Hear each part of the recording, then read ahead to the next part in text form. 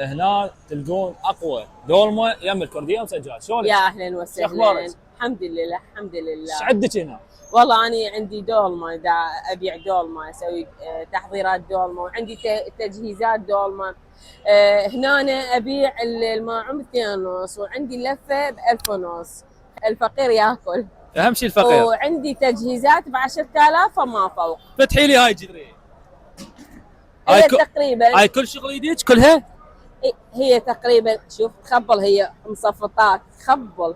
لا هاي الدولمه الكرديه مال ام سجاد. عامض حلو. وهاي المرأة هي فخر لكل امرأة. شنو؟ اني فخر لكل امرأة عراقية. عندي استعداد هاي العربانة مالتي ادفع بيها، ادفعها واشتغل، ما عندي اي مانع اني. بس المهم اجيب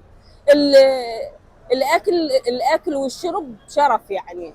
اهم شيء هي هاي الشغله بيها شرف. اهم شيء بيش النفر عندك؟ والله اني هسه حاليا الماعون ب2.5، الماعون 2.5، واللفه ب1000.5. والله يديمك يا رخص. والله يديمك يا رب. شو وقت تفتحين؟ والله اني افتح ب7 تقريبا ليلي، يعني ب7 ليلي. وين مكانك؟ مكاني سوق الصدريه، هياته يم مطعم الرسول. يم مطعم الرسول. اني كاهو جيم الرسول. حبايب قلبي بغداد سوق الصدريه. كاهو الرسول صار قبال علي شفيق الكرديه ام سجاد. حياكم الله.